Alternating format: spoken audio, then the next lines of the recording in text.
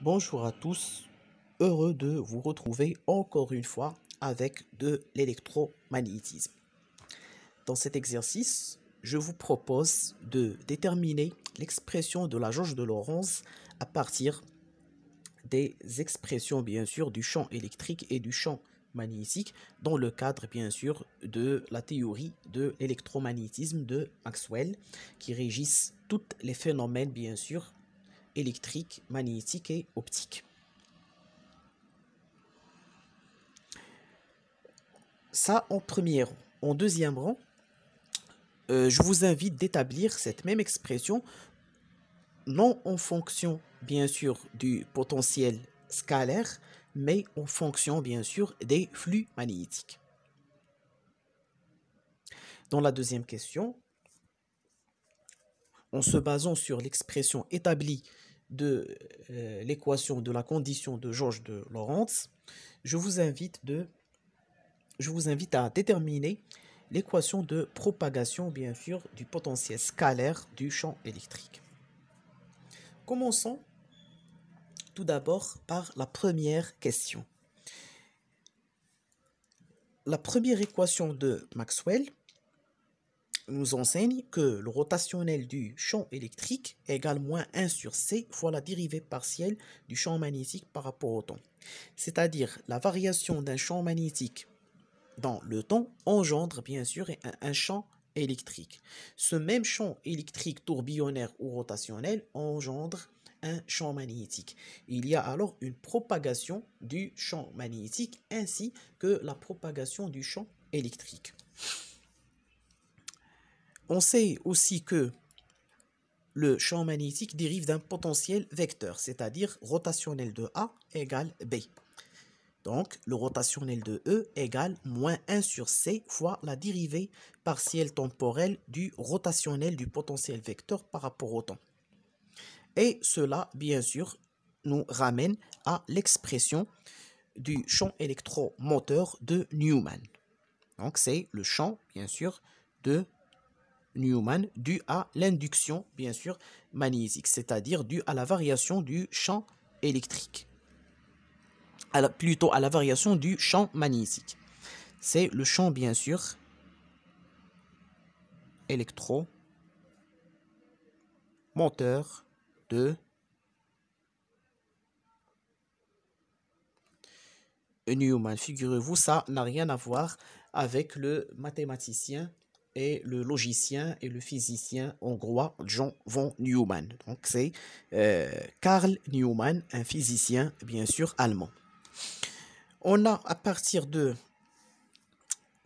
plutôt d'après l'équation de Maxwell numéro 2, la divergence du champ électrique égale 4 π. C'est-à-dire, cette équation relie les propriétés bien sûr locales du champ électrique avec la répartition de la densité de charge volumique. Et cela, bien sûr, nous permet d'admettre que le champ électrostatique doit dériver d'un potentiel scalaire. Donc, le champ électrique a deux composantes. La première, c'est le champ électromoteur de de Newman, et la deuxième, c'est le champ électrostatique. Donc, le champ électrique total peut s'écrire comme ceci. Donc, E égale moins 1 sur C fois T rond de A sur T rond de T moins le gradient du potentiel scalaire.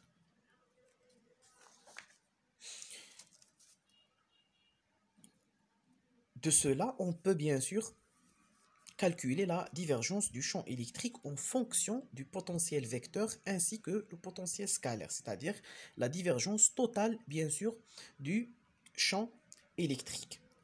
Alors, la divergence de E dans ce cas égale moins 1 sur C fois d rond de la divergence de A sur d rond de T moins le Laplacien du potentiel scalaire. On sait à partir de la deuxième équation de Maxwell que la divergence de E égale 4 π. Donc 4 π plus 1 sur C fois la dérivée secondaire de la divergence de A par rapport au temps égale bien sûr l'opposé du Laplacien du potentiel scalaire. Alors, Déterminons maintenant la jauge de Lorentz à partir de cette équation ainsi que l'équation reliant le potentiel vecteur avec le champ magnétique. Alors, puisque B égale rotationnel de A, cela est équivalent que A égale la moitié du moment vectoriel du champ magnétique, c'est-à-dire égale B fois produit vectoriel de R. Cela nous ramène à écrire que le rotationnel de A égale le rotationnel donc de son moment vectoriel, le moment vectoriel du champ magnétique, c'est-à-dire le champ magnétique lui-même, la divergence de A et la divergence, bien sûr, du produit vectoriel de B et R. Bien sûr, R, c'est le rayon, bien sûr, du cercle formé par la rotation, bien sûr, ou bien le tourbillonnement des lignes du champ magnétique rotationnel. En utilisant l'identité vectorielle de la divergence du produit vectoriel, cela nous ramène à écrire B fois le rotationnel de R moins R fois le rotationnel de B. Et puisque le rotationnel de R est égal 0, ou bien il est vecteur nul, donc la divergence de A égale l'opposé du produit scalaire du rotationnel de B avec R, c'est-à-dire la circulation du rotationnel du champ magnétique. Utilisant la quatrième équation de Maxwell, le rotationnel de B égale 1 sur C fois d rond de E plus sur d rond de T plus 4pi fois C sur C fois J. Donc cette équation, bien sûr, nous indique deux origines différentes du champ magnétique. La première, c'est le courant de déplacement, bien sûr, et la deuxième, c'est le courant de conduction. Calculons la circulation du rotationnel de B à la lumière de la quatrième équation de Maxwell. Cela donc nous permet d'aboutir aux circulations de la dérivée du champ électrique ainsi que le vecteur densité de courant. Alors, cela nous permet donc d'écrire que la circulation du rotationnel de B est égale 1 sur C fois d rond de phi sur d rond de T plus 4pi gamma fois la circulation du champ électrique en vertu bien sûr de la loi d'Ohm, où gamma est la conductivité électrique. Bien sûr, si l'espace est pourvu bien sûr de charge mobile, c'est-à-dire de courant.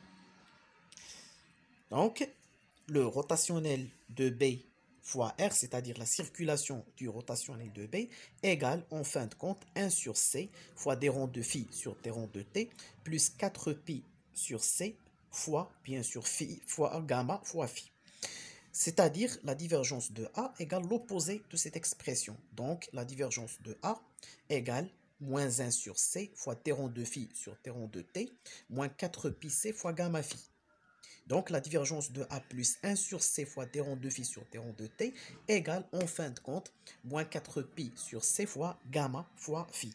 Donc, c'est la jauge de Lorentz contenue, bien sûr, des courants de conduction manifestés, bien sûr, par la présence de la conductivité, bien sûr, du milieu ou bien la conductivité due au mouvement des charges électriques dans le vide.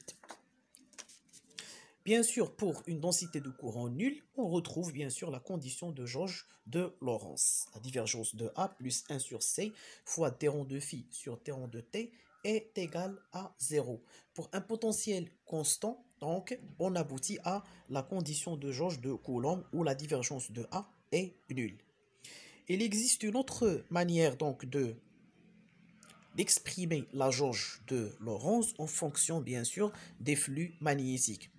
Pour cela, on utilise la relation ou bien le théorème de Stokes qui relie la circulation du rotationnel de B avec le flux de son rotationnel, c'est-à-dire le rotationnel du rotationnel de B. En utilisant toujours la quatrième équation de Maxwell, donc on aboutit au rotationnel du rotationnel de B égale donc 1 sur C fois la dérivée du rotationnel de E par rapport au temps plus 4pi C fois gamma fois le rotationnel de E. Ou bien sûr, en vertu de la première équation de Maxwell, on peut bien sûr, euh, utiliser cette équation pour calculer le flux magnétique, bien sûr, le flux bien sûr du rotationnel de B. Cela nous permet donc de déduire que 1 sur C moins 1 sur C carré fois d rond de B sur d rond de T carré sur fois d de S moins 4 pi sur C carré fois gamma fois d rond de B sur d rond de T fois d de S égale alors le flux du rotationnel de B. C'est-à-dire la divergence de A, qui est bien sûr le flux du rotationnel ou bien l'opposé du rotationnel de B, donc égale la divergence égale moins 1 sur C carré fois t rond de phi sur t rond carré de phi m sur t rond de t carré moins 4 pi gamma fois t rond de phi m sur t rond de t. C'est-à-dire l'expression de la jauge de Lorentz en fonction, bien sûr, du flux magnétique. Donc,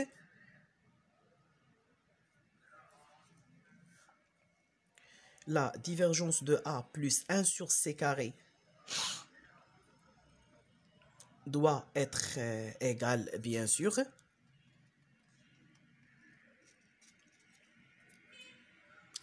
à l'opposé, comme j'ai déjà dit, du flux du rotationnel de B sur T de S. C'est pour cela, donc, on doit, bien sûr, substituer ces signes négatifs par des signes positifs, puisque, donc, le rotationnel de B sur T de S est l'opposé de la divergence de A. Alors, ici, on a bien sûr factorisé avec le signe négatif ainsi que l'inverse du carré de la vitesse de la lumière. Donc, ce qui nous permettra donc d'écrire que moins la divergence de A égale moins 1 sur C carré, facteur bien sûr la dérivée secondaire du flux magnétique par rapport au temps, ainsi que sa somme avec bien sûr 4 pi rho gamma plutôt fois la dérivée première du flux magnétique. Et cela bien sûr nous permettra de toute évidence de déterminer la divergence bien sûr du champ, plutôt du potentiel vecteur. Donc la divergence de A moins 1 sur C carré, puisque on va éliminer donc le signe négatif, égale 4 pi rho, 4 pi gamma, la conductivité, fois la dérivée partielle temporelle du flux magnétique. Bien sûr, pour une densité de courant nulle, c'est-à-dire pour une conductivité nulle, ou la non-présence, bien sûr, des charges électriques, on aboutit, bien sûr, à l'expression suivante de la jauge, bien sûr, de Lorentz. La divergence de A égale alors moins 1 sur C carré fois t rond carré de phi m sur t rond de t carré est égal à 0. Pour un flux, bien sûr, constant, on aboutit à la divergence de A. Donc, pour les situations ou bien pour les cas où il n'y a pas d'induction électromagnétique. Et de cette équation, on peut bien sûr déduire la relation de Faraday, bien sûr, et la première relation de Maxwell, puisque la force électromotrice, bien sûr, égale moins la dérivée du flux magnétique par rapport au temps. De cette équation, donc, on peut, en comparant la jauge de Coulomb exprimée en fonction du potentiel électrique scalaire, ainsi que son expression en fonction du flux magnétique, on peut bien sûr retrouver la loi de Faraday-Lenz de l'induction électromagnétique et donc la première équation de Maxwell reliant le rotationnel du champ électrique avec le champ magnétique engendrant ce champ.